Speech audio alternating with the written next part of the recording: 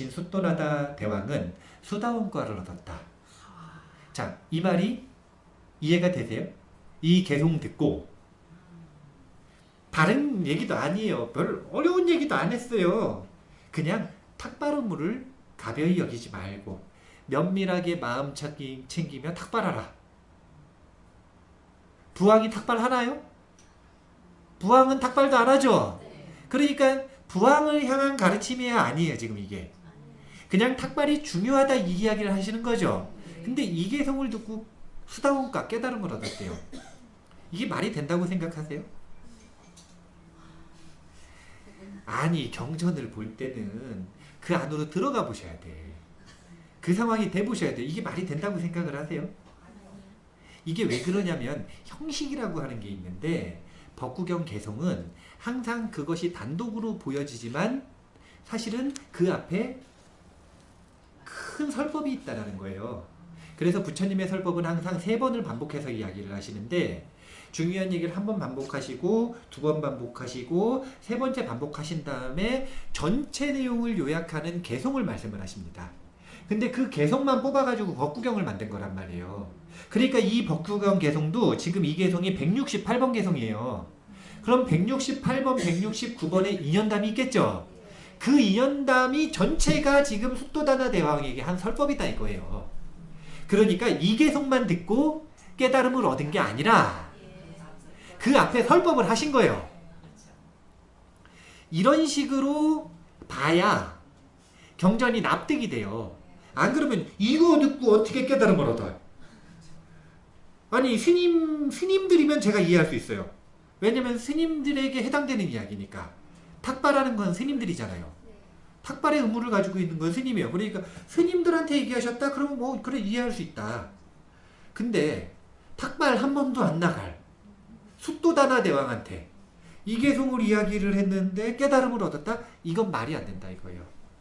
근데 왜 그러냐? 숨겨진 산문 형태의 긴 설법이 여기는 생략되어 있다. 이렇게 보시면 되는 거예요. 경전을 볼 때 이렇게 보셔야 된다라고 경전 보는 방법을 알려드리는 겁니다. 근데 중요한 거는 여기서 뭘 얻었대요? 수다원과를 얻었다죠? 근데 더 재밌는 걸 봐보세요. 이거는 지금 숫도다나 대왕하고 1대1로 설법을 해주신 거죠. 부왕에게. 그리고 나서 두 번째로 또 부처님께서는 당신의 양어머니이자 이모이신 마하빠자빠띠에게도 개송을 읊어주셨다. 근데 그 개송이 똑같아요. 성실하게 탁발하고 탁발 수행을 게을리하지 말라. 이 가르침을 닦는 이는 금생과 내생에서 행복하리라. 개성도 봐봐요. 금생과 내생에서 행복하죠. 궁극의 행복 얻는데요, 못 얻는데요, 아직. 여기 언급도 안 돼 있죠. 근데 수다원과를 또 얻어요. 뒤에 봐보세요. 이 개송을 듣고 마하빠자빠띠 고따미 왕비는 수다원과를 얻었고 숫도다나 왕은 이 개송 듣고 이번에는 사다음과를 얻었어요. 그러니까 이게 비약으로 보이지 않으시려면 뭘 아셔야 되는 거냐면 첫 번째 설법, 석가족을 향한 첫 번째 설법은 전체를 향해서 해주셨죠. 쌍신변의 실통을 보이고 그리고 둘째 날 첫 번째 설법을 누구에게 한 거냐면 부왕에게 했고요. 수다원과를 얻었다라는 건 어떤 설법을 했다라는 거냐면 무아에 대한 설법을 했다는 겁니다. 무아에 대한 설법 없이 수다원과를 얻는 경우는 없어요. 그래서 무아에 대한 설법을 했다라는 거예요. 그리고 마하빠자빠띠가 왔길래 이번에는 마하빠자빠띠와 부왕이 같이 있는, 그러니까 부왕과 양어머니가 같이 있는 그 자리에서 설법을 한 번 더 하셨다는 거죠. 그래서 마하빠자빠띠는 역시 수다원과를 얻고 부왕은 수다원과를 넘어서 사다음과를 얻었다. 이렇게 되는 겁니다. 근데 여기서 우리가 잘 봐야 되는 내용들이 있는데 지금 넘어가. 시간이 없어. 시간이 없어가지고 넘어가야 되는데 일단은 이거부터 넘어가 버릴게요. 어디까지 넘어갈 거냐면 264페이지요. 264페이지에 보면 지금 상황이 어떤 상황이냐면요. 그 부처님 신부 옛날 신부 이름이 뭐더라? 야쇼다라? 야쇼다라 왕비가 라울라 아들에게 부처님한테 이 유산을 받아오라 그래요. 그래서 라울라가 출가를 합니다. 그리고 이 석가모니 부처님이 원래 국왕의 후보였죠. 근데 출가를 해버렸죠. 그래서 그 다음 국왕의 후보가 누구였냐면 난다였어요. 지금 이 이야기의 주인공인. 근데 난다도 부처님께서 출가를 시킵니다. 그러니까 수토다나왕 입장에서는 난다는 이복 동생이거든요. 아들 또 출가했죠. 네. 거기다가 손자도 출가했죠. 네. 그러니까 그 상황에서 지금 여기 보면 263페이지 앞부분에 보면은요. 라울라가 삼위계를 받고 승단에 들어갔다는 이야기가 할아버지 숙도다나왕에게 전해지자 왕은 슬픔에 가슴이 저미는 듯 했다. 아들과 손자를 동시에 잃은 슬픔을 가눌 길 없어 왕은 부처님께 와서 탄식하며 말했다. 자, 이 부분에서 이상한 게 없나요? 이 부분에서 이상한 거, 뭔가 이상하지 않나요? 제가 보기엔 굉장히 이상할 수 있어요. 왕이 누구예요? 네.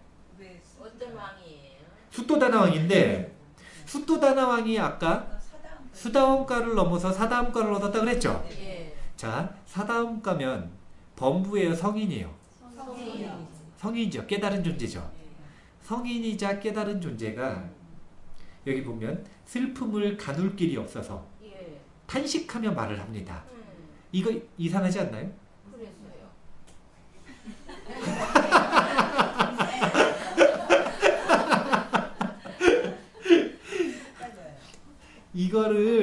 이거를 대승불교를 공부해서는 몰라요.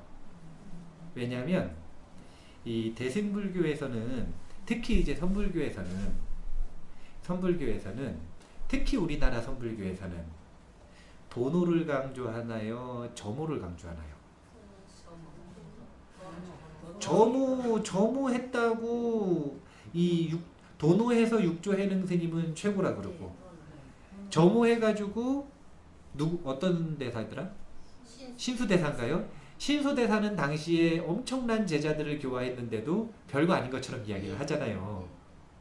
우리나라 전통이 도노의 전통이라서 그래요.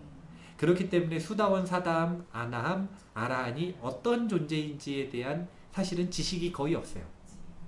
배움이 없는 거죠. 그리고 도노기 때문에 일단 깨달음은 다 평등하다고 생각을 했어요. 수다원만 돼도 사실은 아라한처럼 생각을 해버려요. 그러니까 깨달음이라고 하는 걸 굉장히 추상적이고 굉장히 높은 단계로 이야기를 하는 거죠. 그러니까 그 거품을 빼지 않으면 이 말이 이해가 안 되는 거예요. 왜냐면 깨달음을 얻은 존재인데 슬픔을 가눌 길이 없어서 탄식하며 울었답니다. 아니 이게 납득이 되세요? 이건 북방불교, 대승불교권의 문화를 가지고 있는 사람한테는 납득이 안 되는 이야기인 거예요. 깨달은 존재가 왜 울어요? 깨달은 존재가 슬픔을 왜 못 가눠요? 말이 안 되는 거죠. 근데 초기 불교, 즉 부처님 당시의 불교에서 수다원과 사다함이라고 하는 존재가 어떤 존재냐면요. 수다원이라고 하는 존재는 뭐가 바뀐 거냐면 견해가 확실하게 바뀐 겁니다. 견해. 어떤 견해가 바뀌었냐면 자기가 생각하는 자아라고 하는 관념이 잘못됐다라고 하는 걸 명확하게 알고 이해한 것.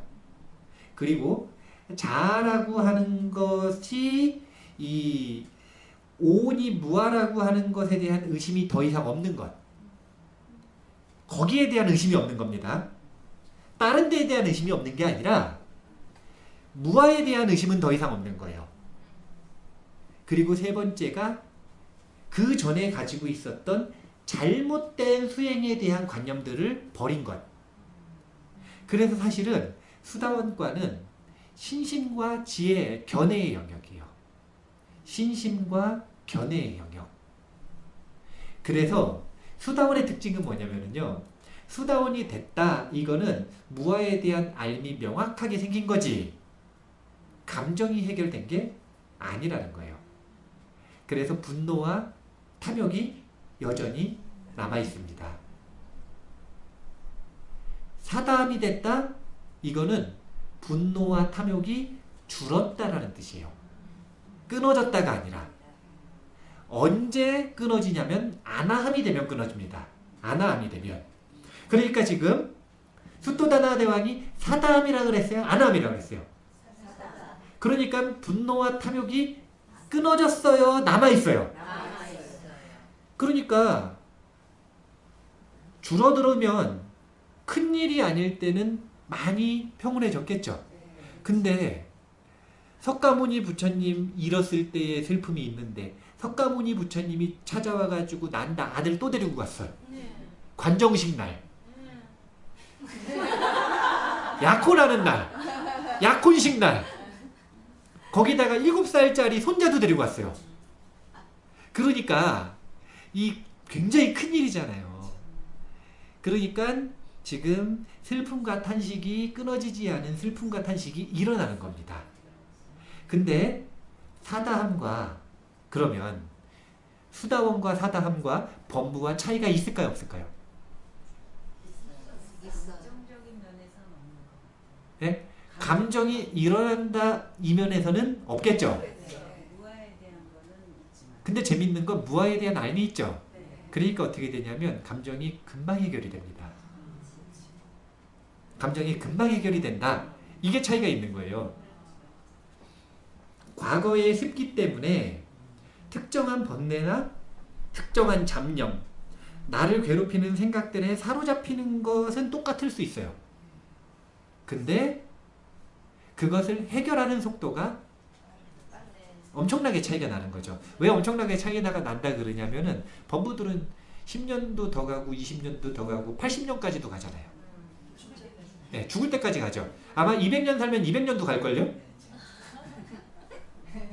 200년 못 사니까 200년 못 가는 거지. 오래 살면 아마 계속 가지고 갈걸요? 그냥 가지고 가나 더 점점 부풀려 가지고 가잖아요. 편집증 계속 곱씹어 가지고 점점 곱씹어 가지고 점점 나쁜 놈 만들어 가지고 점점 감정을 부풀려 가잖아요. 해결을 하는 게 아니라 점점 증폭시키는 게 범부라면 수다원부터는 이제 명확한 지혜가 있기 때문에 무아에 대한 지혜가 있기 때문에 이 탐욕과 분노가 일어나더라도 금방 해결한다는 거예요.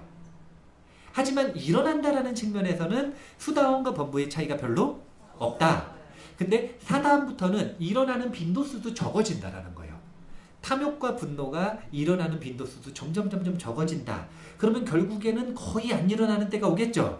그때가 되면 아나함이라 이거예요. 그러니까 이게 재밌는데 여기서 봐보세요. 탄식하며 말했어요. 부처님이시여, 당신이 출가할 때에 나는 큰 고통을 느꼈습니다. 난다가 출가할 때도 마찬가지였습니다.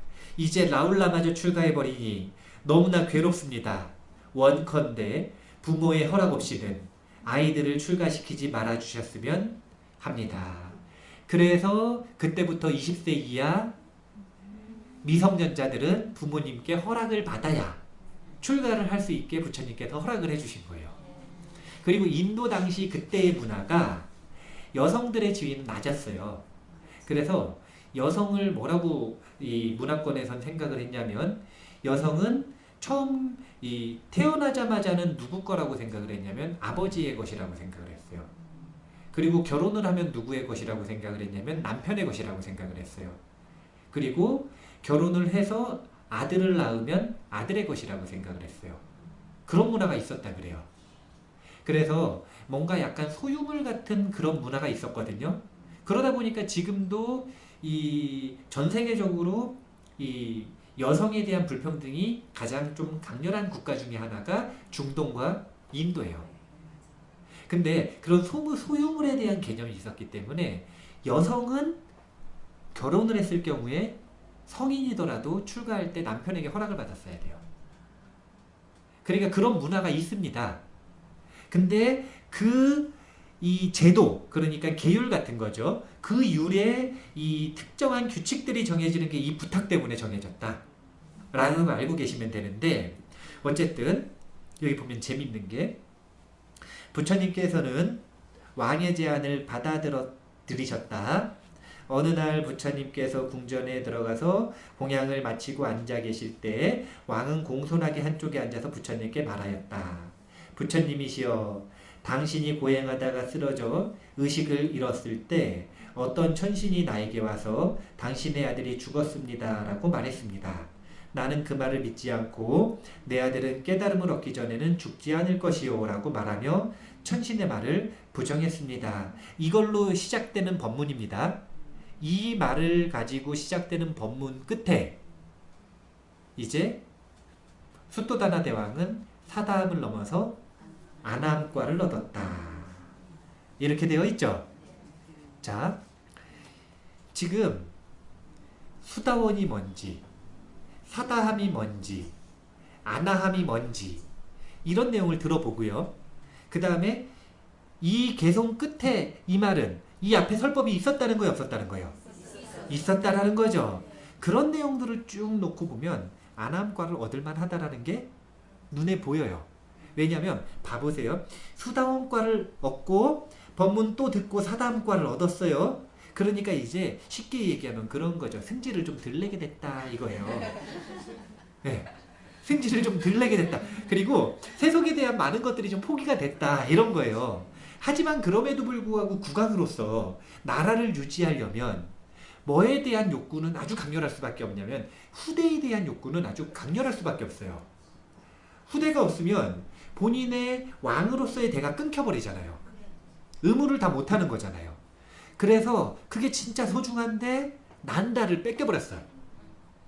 석가모니 부처님한테. 그리고 이번에는 난다가 아니면 누구가 그 다음이어야 돼요? 라울라야 되잖아요. 적통이.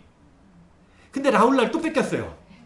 그러니까 아주 영린에 가까운 그 가장 근본적인 집착, 그걸 건드렸죠. 그러니까 슬픔과 탄식이 막 올라왔잖아요. 그랬다가 부처님께 부탁을 드리고 며칠이 지났어요. 여기 보면은 어느 날 부처님께서 이렇게 되어 있죠. 이 이야기는 그 다음에 며칠이 지난 거예요. 그러면 아까 이야기했던 것처럼 사다음쯤 되면 그 감정이 금방 해결이 돼야 안 돼요? 해결이 되죠. 그리고 재밌는 건 해결이 되면서 법문이 더해지니까 이제는 그 근본적인 욕망과 분노의 뿌리가 완전히 끊어질 수 있는 인연이 닿는 겁니다. 석가모니 부처님이 법문을 잘 하시는 이유는요. 그 순간에 필요한 법문을 해주신다라는 거예요. 어떤 법문을 해주시면 그 번뇌가 끊어지는지에 대한 명확한 일체지가 있기 때문에 그 법문을 해주셨고, 그래서 아나함이 됐다는 거예요. 그래서 이게 되게 특이한 게요. 제가 불자들 중에서 초기 경전에서 아나함과까지 가는 경우에는 거의 없어요. 기록이. 수토다나 대왕은 굉장히 희귀한 케이스입니다. 아나함으로써 죽음을 맞이해 아나함으로써. 제가 불자들 중에 아라한이 된 케이스는 없어요. 그러니까 기록이 없는 거죠. 아나함까지가 있는데 수다원은 엄청나게 많아요. 왜냐하면 사실은 수다원은 어렵지가 않은 거다. 무슨 얘기냐면요. 고집만 안 세면. 수다원은. 그리고 두 번째는 머리가 너무 나쁘지 않으면. 머리가 너무 나쁘고 고집이 굉장히 세면 안 돼요. 그래서 스님들 중에서 이 색계 사선 선정 다 닦고 무색계 선정까지 다 닦았는데도 수다원이 못 되신 분들도 있어요. 이건 뭐냐면 고집이 센 거예요. 스님들인데도. 그런 경우도 있는데 신심이 있고 고집만 세지 않으면 사실은 부처님께 설법 한 번 듣고 대부분이 수다원이 된 거예요. 그래서 부처님 당시에 수다원은 굉장히 많았던 거예요. 견해가 완전히 바뀌어버리니까 아직 감정은 해결이 되지 않았지만 견해가 완전히 바뀌어버렸죠. 그 흐름에 대한 의심 자체가 없죠. 그래서 성인의 흐름에 들었다 그러는 겁니다. 성인의 흐름이라고 하는 건 뭐냐면요. 유아의 흐름, 내가 있다라고 하는 흐름이 범부의 흐름이고 내가 없다라고 하는 흐름이 성인의 흐름인 거예요. 근데 내가 있다라고 하는 흐름에서 벗어나서 내가 없다라고 하는 흐름에 문을 열고 들어간 것, 이것이 수다원이에요. 그럼 문을 열고 들어간 거, 그게 뭐냐면은 무어에 대한 명확한 견해가 생기고, 그리고 그 견해에 대한 의심이 없는 것. 이걸 수다원이라고 하는데, 근데 그게 부처님 당시엔 굉장히 많았다라는 거예요. 그래서 수다원은 많았고, 그 다음에 사다함은 수다함의 100분의 1도 안 됐어요. 근데 아나함은 제가 볼 자들 중에 10손가락 안에 꼽힙니다. 그 중에 한 명이 숫도다나 대왕이었다. 이런 거 한번 보실 만한데, 아유, 오늘 숫도다나 대왕 특집 같은데요? 근데 여기까지만 봐도 일단 개성을 한번 해석을 해볼 수가 있습니다. 왜냐면은요, 자, 숫도다나 대왕이 있어요. 숫도다나 대왕이 처음 부처님 딱 오셨을 때 삼배를 하려고 했어요? 안 하려고 했어요? 거만함과 자만심 때문에 삼배를 안 하죠.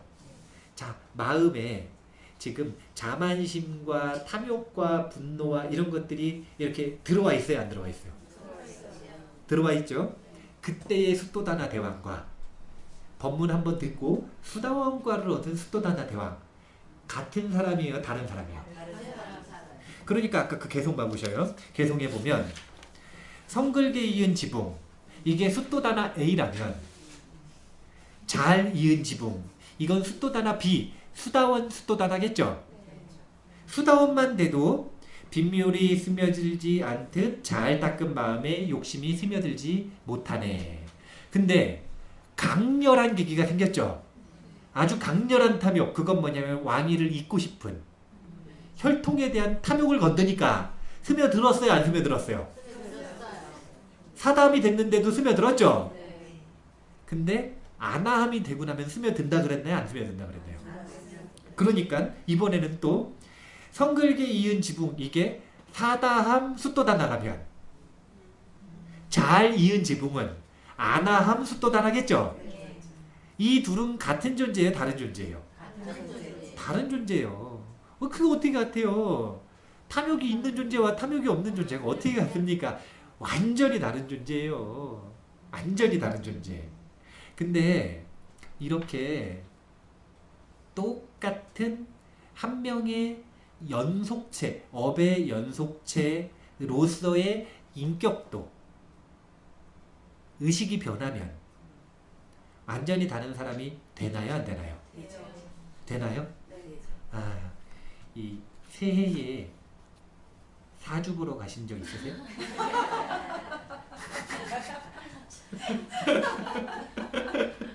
새해에 사주 보러 가신 적 있으세요? 있으시죠? 예, 용한데 가보셨어요? 용한데? 예, 용한데? 예, 가면 잘 맞아요? 안 맞아요? 아, 그게 만약에 잘 맞으면 그 사람이 용한 게 아니라 잘 맞는 그 좀 보러 가는 그 사람이 용한 거예요. 왜냐하면 삶이 하나도 안 변했다는 거예요. 1년이 지나고 2년이 지나고 10년이 지났는데 배운 게 없다는 겁니다. 의식의 발전이 전혀 없다는 거예요. 그러니까 잘 맞는 거예요. 애쓴 거죠. 발전 안 하려고. 그런 분들은요, 귀신같이 맞춥니다. 왜냐면은요, 사주대로 살거든요. 근데 의식이 발전하는 사람은요, 사주가 안 맞아요. 죽었어야 되는 사람인데 서 있어요. 병원에 누워 있어야 되는 사람인데 잘 건강하게 다녀요. 이상하거든요. 의식이 발전하면 그렇게 자신이 가지고 있는 업이 바뀌기 때문에 그래요. 업이.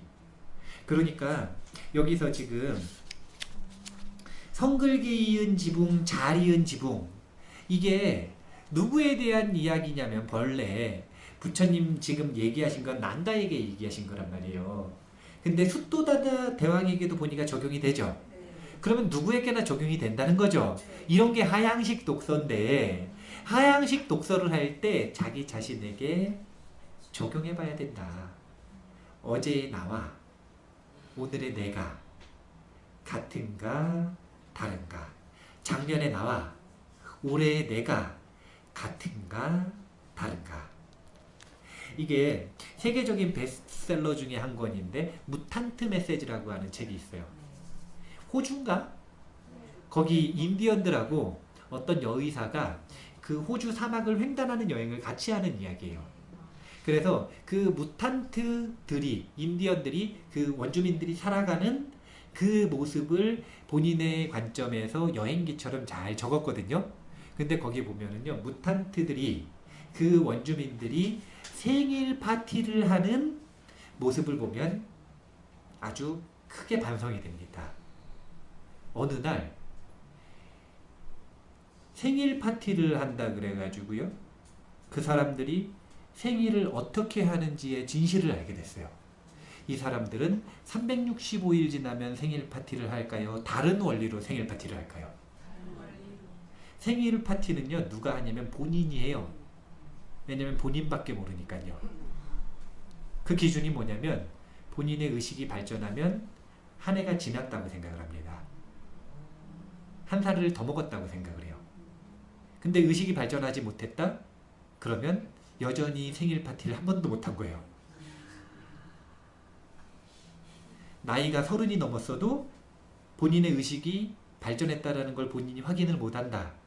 그럼 생일 파티를 한 번도 못하는 거죠. 누군가는 1년에 10번도 할 수 있겠죠. 누군가는 하루에 3번도 할 수 있겠죠. 그 사람들은 365일 지난 걸 축하하지 않습니다. 본인의 의식이 발전한 걸 축하한다. 그것이 생일이다. 왜냐하면 의식이 발전해야 새로 태어난 거니까요. 아니, 의식이 발전하지 않았는데 사주가 똑같지. 사주가 똑같은데 축하할 일이 뭐 있어요? 그렇죠? 예. 불자들도 이 무탄테 같은 세계관을 가지고 있으면 좋은데, 근데 아나운과를 얻었습니다. 어쨌든.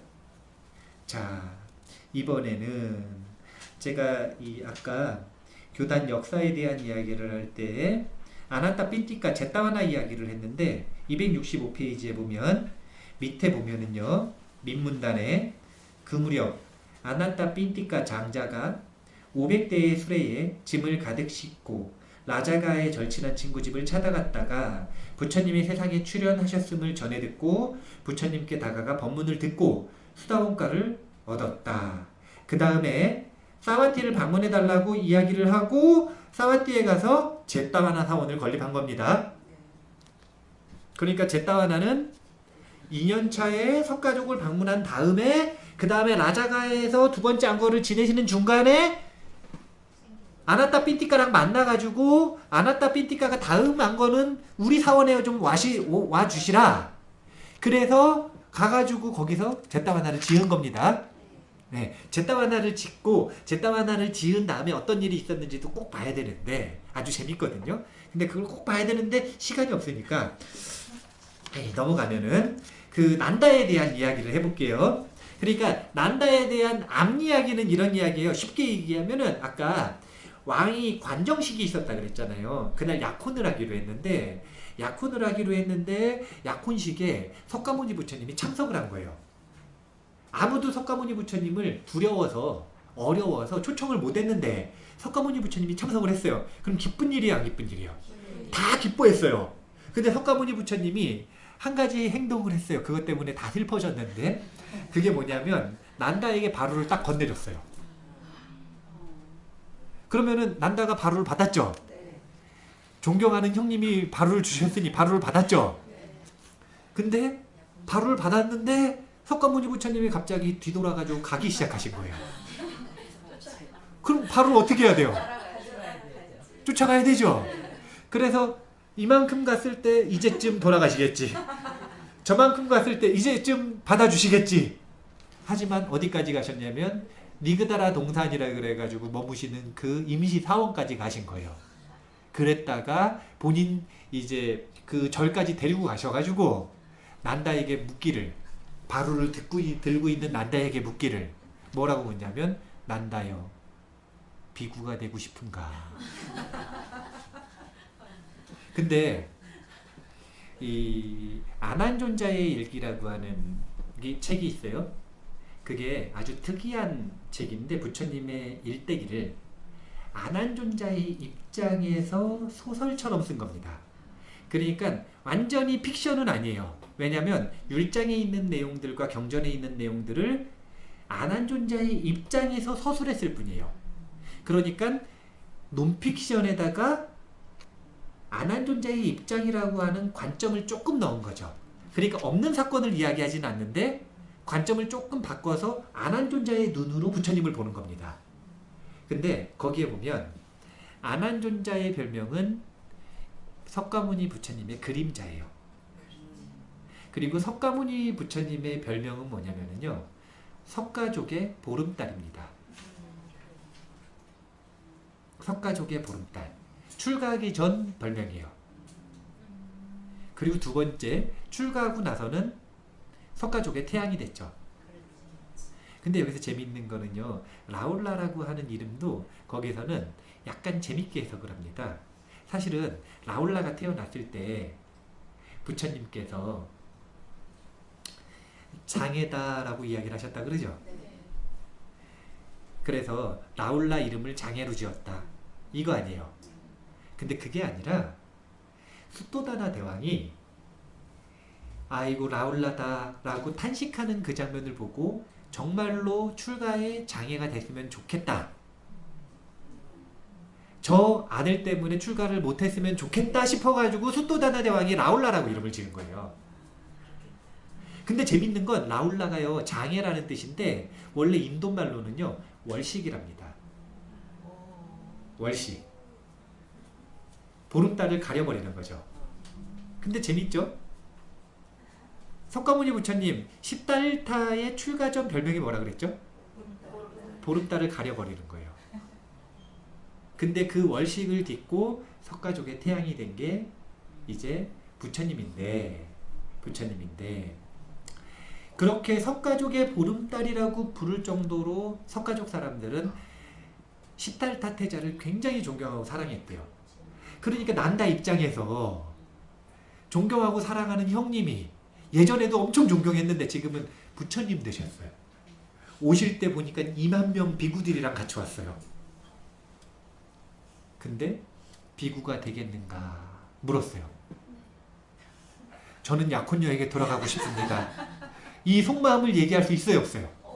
속에서는 그렇게 말했으나 입으로는 뭐라 그랬냐면 네, 비구가 되고 싶습니다.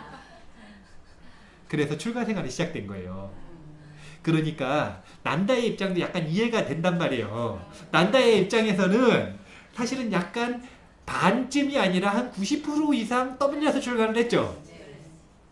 그러니까 생각을 해보세요. 난다는 지금 석가족 귀족인데다가 다음 왕이 될 사람이었죠. 그러니까 얼마나 떠받들어져서 의식주를 좋은 걸 가지고 살았겠어요. 근데 출가했더니 하루에 한 끼 먹으래요. 그것도 1시간씩 걸어가가지고 탁발을 해와야 돼요. 그것도 자기가 다스리던 백성들 또는 거지들 집에 앞에 가가지고 걸식을 해야 돼. 안 주면 못 받아요. 이교도들한테 비난도 받아요. 애들이 놀리기도 해요. 승질이 나요, 안 나요?